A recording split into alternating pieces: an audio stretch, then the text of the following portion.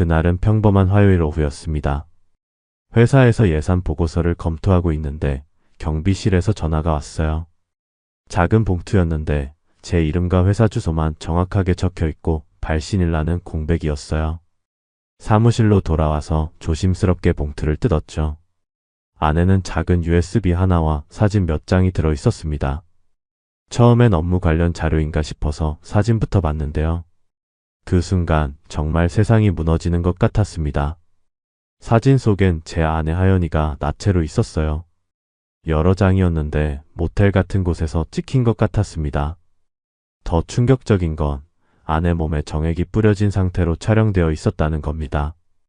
누군가 일부러 그런 상태로 사진을 찍어서 저에게 보낸 거예요. 안녕하세요. 특종 실화 채널입니다.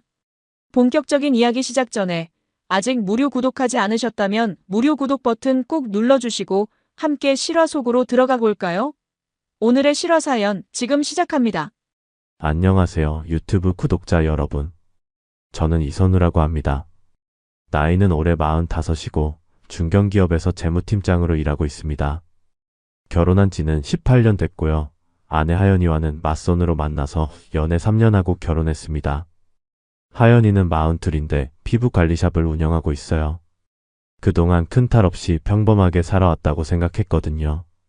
제가 오늘 이렇게 사연을 보내게 된 건 정말 예상도 못했던 일이 벌어졌기 때문입니다. 그날은 평범한 화요일 오후였습니다. 회사에서 예산 보고서를 검토하고 있는데 경비실에서 전화가 왔어요. 팀장님 앞으로 택배가 하나 왔는데요. 발신인이 적혀 있지 않네요. 평소 같으면 그냥 올려보내달라고 했을 텐데 뭔가 이상하다는 생각이 들더라고요. 발신인 없는 택배라니. 그래서 직접 내려가서 받았습니다. 작은 봉투였는데 제 이름과 회사 주소만 정확하게 적혀 있고 발신일 나는 공백이었어요. 무게도 거의 없을 정도로 가벼웠습니다. 사무실로 돌아와서 조심스럽게 봉투를 뜯었죠. 안에는 작은 USB 하나와 사진 몇 장이 들어 있었습니다. 처음엔 그냥 업무 관련 자료인가 싶어서 사진부터 봤는데요. 그 순간 정말 세상이 무너지는 것 같았습니다. 사진 속엔 제 아내 하연이가 있었어요. 나체로.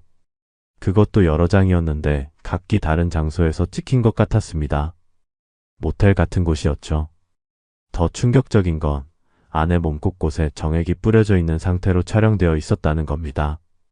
가슴배, 허벅지까지. 누군가 일부러 그런 상태로 사진을 찍어서 저에게 보낸 거예요. 손이 떨려서 사진을 제대로 잡을 수도 없었습니다.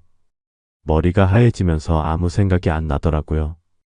평소에 냉정하다는 소리를 많이 듣는데 그때만큼은 정말 당황스러웠어요. 주변에 누가 있나 둘러봤는데 다행히 사무실에 혼자 있었습니다.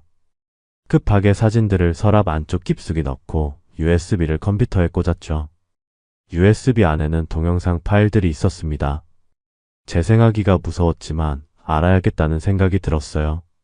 첫 번째 파일을 열었는데 역시나 제 아내였습니다. 낯선 남자와 함께 있었어요. 젊어 보이는 남자였는데 얼굴은 각도상 정확히 보이지 않았지만 체격이나 목소리로 봐서는 30대 정도 되는 것 같았습니다. 동영상은 총 6개가 있었는데 각기 다른 날짜에 촬영된 것 같았어요. 파일명을 보니 지난 석 달 동안의 것들이었습니다. 그러니까 제가 모르는 사이에 아내가 석 달 동안 다른 남자와 만나고 있었던 거죠. 그것도 정기적으로. 정말 어이가 없었습니다. 그동안 하연이는 평소와 다름없이 행동했거든요.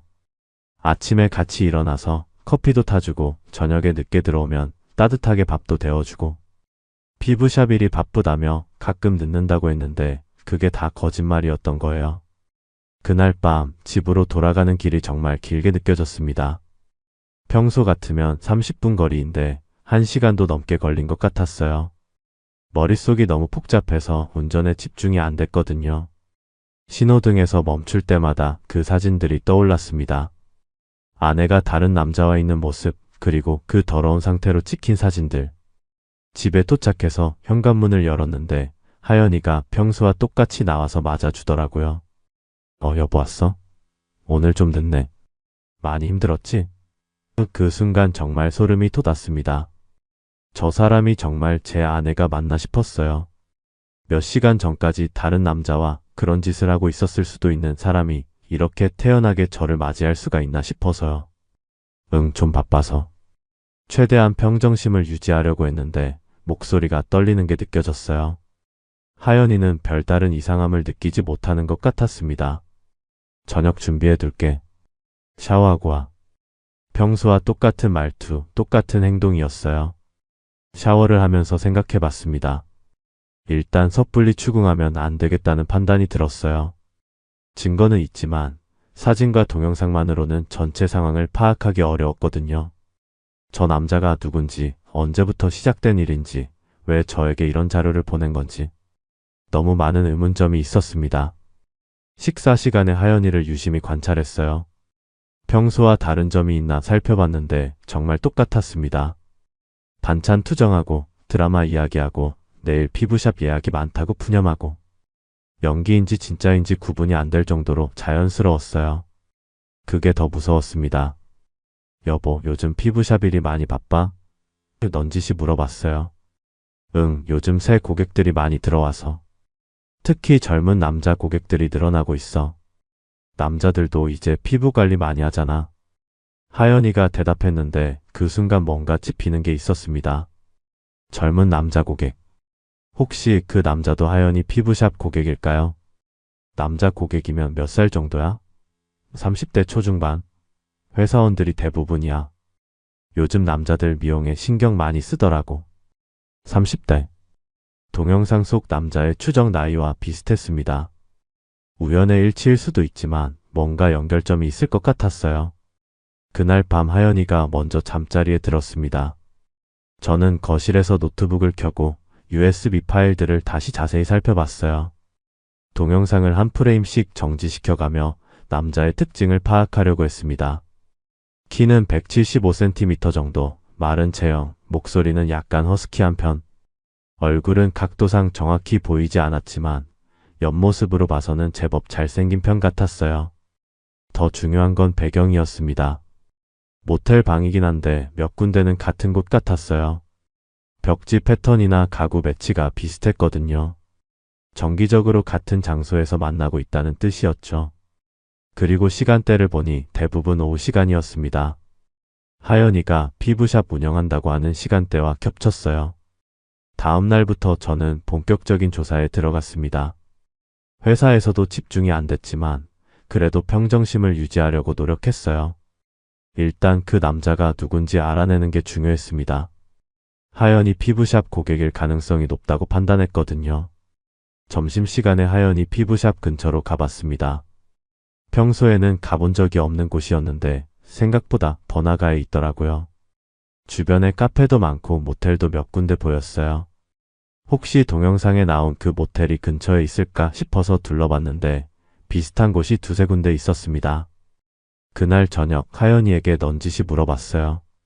피부샵 단골 고객 중에 특별히 친한 사람 있어? 친하다기보다는 오래된 단골들이 있지. 왜 갑자기? 아니야, 그냥 궁금해서. 남자 고객 중에서도? 남자 고객들은 대부분 과묵한 편이야. 여자들처럼 수다 떨지 않거든. 하연이 반응을 보니 별다른 동요는 없는 것 같았어요. 하지만 뭔가 숨기고 있다는 느낌은 들었습니다. 평소보다 대답이 짧고 시선을 피하는 것 같았거든요. 며칠 후 결정적인 단서를 발견했습니다. 하연이가 샤워하는 동안 아내 핸드폰을 확인해 봤어요. 평소에는 절대 하지 않던 일인데 이 상황에서는 어쩔 수 없었습니다. 메신저를 확인했는데 민재라는 이름으로 저장된 연락처가 있었어요. 대화 내용을 보니 정말 충격적이었습니다. 오늘 오후 3시에 만날까? 같은 곳으로. 자기 보고 싶어. 이런 식의 대화들이 계속 이어져 있었어요. 그리고 날짜를 확인해 보니 USB에 있던 동영상 촬영일과 정확히 일치했습니다. 더 스크롤을 내려보니 더 적나라한 대화들도 있었어요. 서로의 몸에 대한 언급들, 만날 때 하고 싶은 일들에 대한 이야기들. 정말 읽기가 힘들었습니다. 18년을 함께 살아온 아내가 다른 남자와 이런 대화를 나누고 있다니. 민재라는 남자에 대해서도 더 알 수 있었어요. 프로필 사진을 보니 확실히 젊었습니다. 30대 초반 정도로 보였고 제법 잘생긴 편이었어요. 직업은 회사원인 것 같았고 하연이 피부샵 고객인 게 확실했습니다. 처음 대화 내용을 보니 피부 관리 받으러 왔다가 원장님이 너무 예뻐서라는 멘트가 있었거든요. 그런데 더 충격적인 건 민재가 하연이에게 언제 남편이랑 이혼할 거야? 라고 묻는 메시지였습니다. 그리고 하연이 답변이 곧 정리할 거야. 조금만 기다려줘. 였어요. 이혼. 제가 전혀 모르는 사이에 아내는 이혼을 전제로 불륜을 하고 있었던 거예요. 더 찾아보니 하연이가 민재에게 거짓말을 하고 있다는 것도 알 수 있었습니다. 남편이랑은 이미 별거 중이야. 집에서는 각자 방 쓰고 있어. 사실상 남남이나 다름없어. 이런 식으로 말했더라고요. 하지만 실제로는 저희가 여전히 같은 침실을 쓰고 있었고 평범한 부부 생활을 하고 있었잖아요. 그 다음 주부터 민재와 하연이 사이에 균열이 생기기 시작했습니다. 핸드폰을 몰래 확인하면서 그들의 대화 내용을 계속 지켜봤는데 민재가 점점 의심하기 시작하는 게 보였어요. 하연아, 내 남편 소셜미디어 봤는데 어제도 같이 찍은 사진 올렸던데? 민재의 메시지였습니다. 아, 맞습니다. 제가 평소에 소셜미디어에 일상 사진을 자주 올리는 편이거든요. 가끔 하연이와 함께 찍은 사진도 올리고요. 그게 민재 눈에 띈 모양이었어요. 그냥 겉으로만 그런 거야. 남들 시선 때문에 어쩔 수 없이. 하연이가 변명했지만 민재는 점점 더 의심스러워하는 것 같았습니다. 진짜 별거 하는 거 맞아? 왜 아직도 같이 사진 찍고 그러는데? 곧 정리된다니까. 조금만 더 기다려줘. 하지만 민재의 의심은 멈추지 않았어요. 며칠 후에는 더 직접적으로 물어봤습니다. 하연아, 솔직히 말해줘. 너 정말 남편이랑 이혼할 생각 있는 거야? 아니면 그냥 나 가지고 노는 거야? 이 메시지를 봤을 때 민재라는 남자에 대해 생각이 좀 바뀌었어요. 순진한 면이 있구나 싶었거든요. 하연이는 여전히 거짓말로 일관했습니다. 왜 그런 말을 해? 나 진심이라고. 남편이랑은 정말 끝난 사이야. 서류 정리만 남았어. 하지만 민재는 더 이상 쉽게 속지 않았어요. 그럼 이번 주말에 같이 놀러 가자. 공개적으로. 지금은 좀 어려워. 아직 주변 정리가 안 됐다니까. 이런 식으로 몇 주가 지났는데 민재의 불만이 점점 커지는 게 보였습니다. 나는 언제까지 숨어서 만나야 하는 거야? 친구들한테도 말 못하고 가족들한테도 말 못하고. 조금만 더 참아줘. 정말 곧 끝나. 하지만 하연이는 실제로는 이혼할 생각이 전혀 없었죠. 저와의 관계도 여전히 유지하면서 민재와도 만나고 있었으니까요. 결정적인 사건이 터진 건 한 달 후였습니다. 민재가 하연이 피부샵 근처에서 저희 부부를 목격한 거예요. 그날 저는 하연이와 함께 근처 식당에서 저녁을 먹고 있었는데 우연히 민재와 마주쳤던 모양입니다. 그날 밤 민재에게서 온 메시지는 정말 분노로 가득했어요. 하연아, 너 나 완전히 바보로 보는 거지? 남편이랑 별거 한다고 했으면서 왜 같이 다정하게 저녁 먹고 있는 거야? 나 직접 봤어. 하연이는 당황한 기색이 역력했습니다. 그건 그냥 형식적인 만남이었어. 이혼 서류 때문에. 하지만 민재는 더 이상 속지 않았어요. 거짓말하지 마. 너희 완전 애정 넘치게 얘기하고 있었잖아. 나는 뭐야? 그냥 놀잇감이야? 이때부터 둘 사이에 본격적인 갈등이 시작됐습니다. 민재는 진실을 말하라고 다그쳤고 하연이는 계속 거짓말로 둘러댔어요. 며칠 후 하연이가 결국 본심을 드러냈습니다. 민재가 계속 추궁하자 짜증을 내면서 그냥 즐긴 거였어. 왜 이렇게 진지하게 받아들여? 라고 말한 거예요. 그 메시지를 봤을 때 정말 소름이 돋았습니다. 제 아내가 이런 사람이었구나 싶어서요. 민재는 하연이 그 말에 완전히 분노했습니다. 그냥 즐긴 거였다고? 나는 진심이었는데? 너 때문에 얼마나 많은 걸 포기했는지 알아? 그의 메시지에서 배신감과 분노가 느껴졌어요. 결혼까지 생각했었는데 너는 그냥 놀이였다는 거야? 하연이는 그제서야 상황의 심각성을 깨달은 것 같았어요. 민재야, 오해하지 마. 나도 너를 좋아해. 하지만 상황이 복잡해서. 하지만 이미 늦었습니다. 민재는 완전히 돌아선 상태였거든요. 좋아한다면서 남편이랑 잘 지내고 나한테는 거짓말만 했지? 민재의 다음 메시지가 정말 충격적이었어요. 너 같은 여자는 행복할 자격이 없어. 남편한테도 나한테도 거짓말하면서 살아가는 너를 가만 놔둘 수 없어. 그리고 며칠 후부터 하연이와의 연락이 뚝 끊어졌습니다. 하연이가 아무리 메시지를 보내도 읽음 표시만 뜰 뿐 답장이 없었어요. 하연이는 점점 불안해하기 시작했습니다. 민재가 왜 연락을 안 받지? 혼자 중얼거리는 걸 들었거든요. 그리고 며칠 후부터는 아예 민재 연락처로 전화까지 걸기 시작했어요. 하지만 전화도 받지 않았습니다. 일주일쯤 지났을까요? 민재에게서 하연이에게 마지막 메시지가 왔어요. 하연아, 마지막으로 말한다. 너는 진짜 나쁜 여자야. 남편을 속이고 나도 속이고.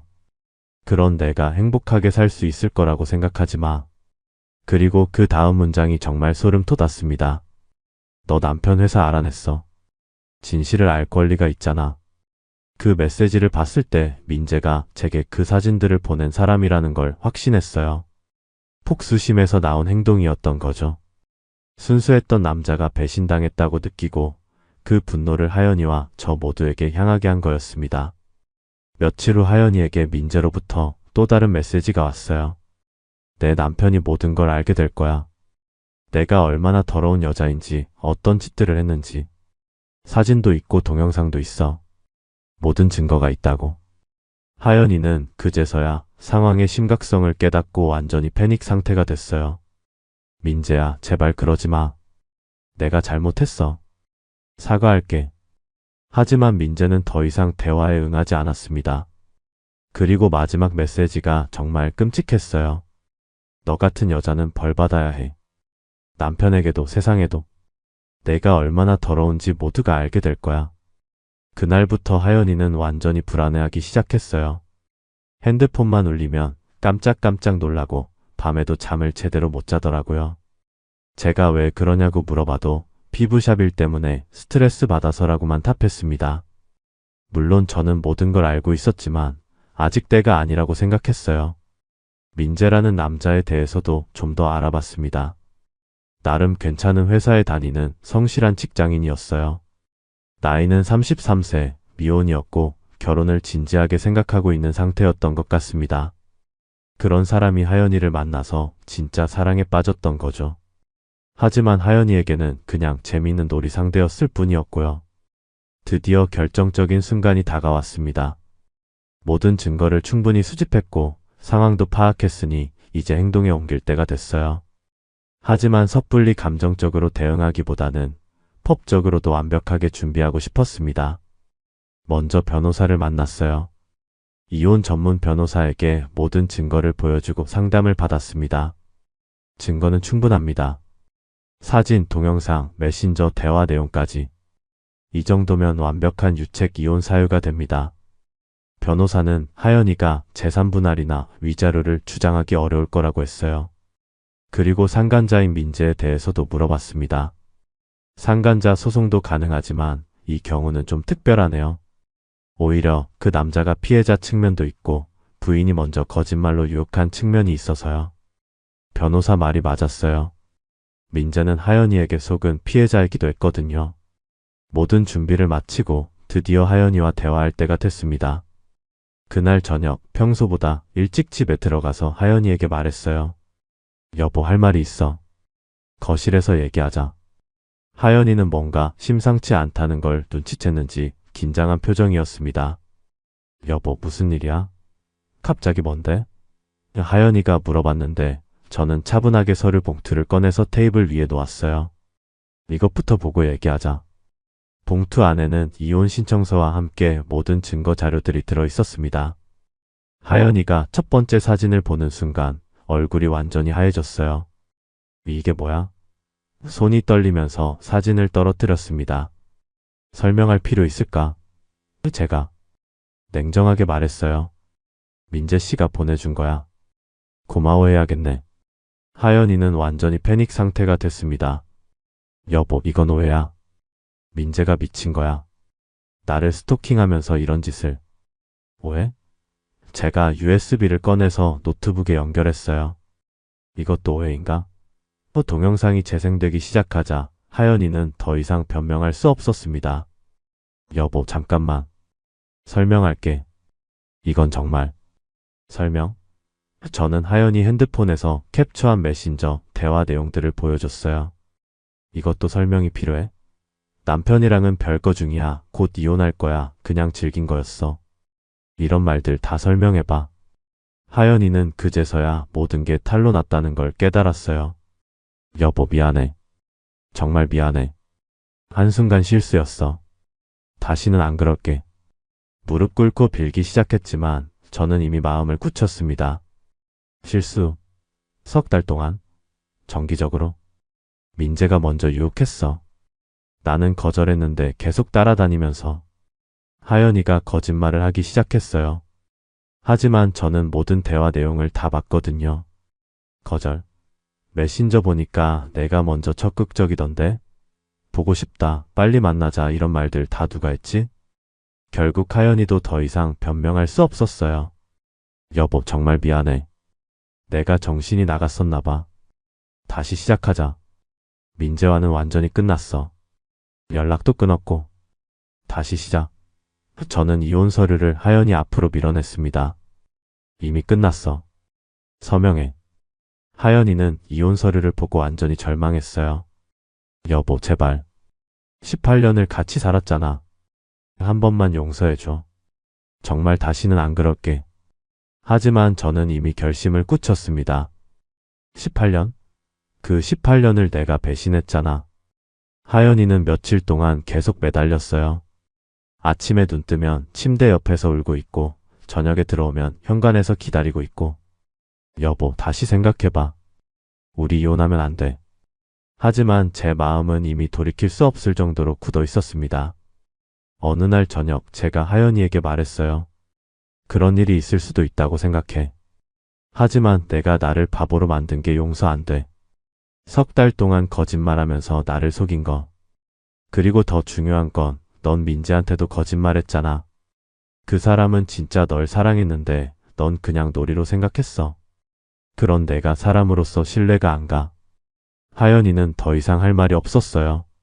민재에 대해서는 다른 결정을 내렸습니다. 상간자 소송을 하지 않기로 한 거예요. 변호사는 의외라는 반응이었지만 저는 나름의 이유가 있었습니다. 그 사람도 피해자예요. 아내한테 속은 거잖아요. 오히려 저한테 진실을 알려준 셈이고. 하지만 하연이한테는 단호했습니다. 재산 분할도 최소한으로 위자료도 한 푼 없이 이혼하기로 했어요. 하연이가 가져갈 수 있는 건 개인 물품들과 피부샵 뿐이었습니다. 여보, 너무 가혹한 거 아니야? 나도 18년 동안 이 집을 지켰는데. 지켰다고? 집을 지키면서 밖에서 딴 남자 만난 게 지킨 거야? 이혼 절차가 진행되면서 하연이 주변 상황도 나빠지기 시작했어요. 민재가 분노한 상태에서 주변 사람들에게 하연이 이야기를 해버린 모양이었거든요. 피부샵 고객들 사이에서도 소문이 돌기 시작했어요. 어떤 고객이 하연이에게 원장님, 요즘 무슨 일 있으세요? 소문 들었는데. 라고 물어봤다는 얘기를 들었습니다. 하연이는 점점 더 위축되고 있었어요.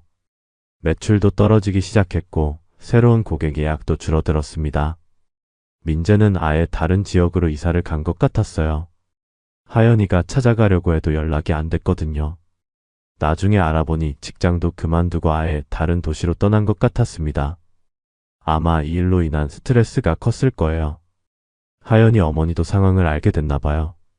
어느 날 저한테 전화가 왔어요. 민재야, 하연이가 잘못했지만 한 번만 용서해 줄 수 없겠니? 하지만 저는 단호했습니다. 어머니, 죄송하지만 이미 결정한 일이에요.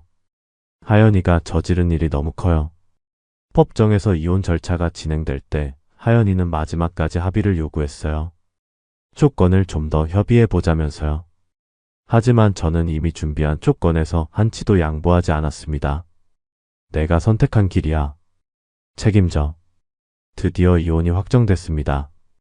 법원에서 최종 판결을 받은 날 하연이는 끝까지 제게 매달렸어요. 여보, 마지막이야. 정말 마지막으로 한 번만 기회를 줘. 하지만 저는 더 이상 돌아보지 않았습니다. 하연아, 이제 끝이야. 서로 다른 길 가자. 그렇게 말하고 법원을 나섰는데 하연이가 뒤따라와서 계속 붙잡으려고 했어요. 선우야, 선우야. 하지만 저는 뒤돌아보지 않았습니다. 집으로 돌아와서 혼자 앉아 있으니 정말 복잡한 기분이었어요. 분노도 있었고, 허무함도 있었고, 한편으로는 후련한 마음도 있었습니다. 18년이라는 시간이 이렇게 끝나는 게 맞나 싶기도 했지만, 더 이상 거짓된 관계를 유지할 수는 없었거든요. 며칠 후 하연이 피부샵 소식을 들었어요. 결국 문을 닫게 됐다고 하더라고요. 고객들이 다 떠나버려서 운영이 안 됐다는 거였습니다. 민재가 화가 나서 여기저기 말하고 다닌 것도 있었고, 소문이 퍼지면서 이미지가 완전히 나빠진 거죠. 하연이는 결국 친정으로 들어갔다고 들었습니다. 42의 나이에 아무것도 없이 친정으로 돌아가게 된 거예요. 물론 본인이 선택한 길이지만 그래도 조금은 씁쓸했습니다. 민재에 대해서도 나중에 소식을 들었어요. 결국 다른 도시로 이사를 가서 새로운 직장에서 일하고 있다고 하더라고요. 이 일로 인한 상처가 컸을 텐데 새로운 곳에서 잘 지내고 있기를 바랍니다. 어쨌든 그 사람이 저한테 진실을 알려준 건 사실이니까요. 저는 그 후로 혼자 살고 있습니다. 재혼할 생각도 없고 그냥 조용히 지내고 있어요. 가끔 동료들이 소개팅을 권하기도 하지만 아직은 혼자가 편합니다. 믿고 있던 사람에게 배신당한 상처가 쉽게 아물지 않더라고요. 하지만 후회는 없습니다. 만약 그때 용서했다면 언제 또 다른 일이 벌어질지 모르잖아요. 한번 신뢰가 깨진 관계는 회복되기 어렵다고 생각해요. 특히 하연이처럼 거짓말을 일삼는 사람이라면 더욱 그렇고요. 요즘 집에서 혼자 저녁을 먹으면서 생각해 봅니다. 사람이 사람을 속일 때는 언젠가 누군가가 그 값을 받게 된다는 걸. 하연이는 민재를 속였고 저를 속였고 결국 모든 걸 잃었어요. 심지어 사랑이라고 생각했던 것도 결국은 거짓이었던 셈이죠. 지금 와서 돌이켜보면 민재라는 남자가 보낸 그 사진들이 저에게는 진실을 알려준 선물 같았어요. 물론 충격적이고 고통스러웠지만 그 덕분에 더 늦기 전에 벗어날 수 있었거든요. 만약 계속 모르고 살았다면 언젠가 더 큰 배신을 당했을지도 모르죠. 마지막으로 한 가지 확실한 건 저는 올바른 선택을 했다는 겁니다. 배신자를 용서하는 게 미덕일 수도 있지만 때로는 단호한 결별이 필요한 법이에요. 그래야 서로 정말로 반성하고 새로운 삶을 살 수 있으니까요. 이번 사연은 결혼 18년 차 남편이 익명으로 받은 아내의 불륜 사진과 동영상을 통해 아내가 피부샵 고객인 젊은 남성과 석 달간 불륜 관계를 맺었다는 사실을 알게 됩니다. 아내는 상대 남성에게 남편과 별거 중이라며 거짓말을 했고 결국 상대 남성이 배신감의 폭수 차원에서 남편에게 증거를 보낸 것이었습니다. 남편은 모든 증거를 수집한 후 아내와 단호하게 이혼하였고 아내는 피부샵 폐업과 함께 모든 것을 잃고 친정으로 돌아가게 되었습니다. 여러분이라면 이런 상황에서 어떻게 하셨을까요? 오늘의 사연 여러분은 어떻게 들으셨나요? 여러분의 생각을 댓글로 나눠주세요. 댓글 하나하나 소중히 읽고 있습니다. 지금까지 특종 실화 채널이었습니다. 끝까지 함께해주신 모든 분들 진심으로 감사드립니다. 다음 영상 보기 전에 구독과 좋아요 한번 눌러주시고 오늘도 평안하고 따뜻한 하루 되시길 바랍니다.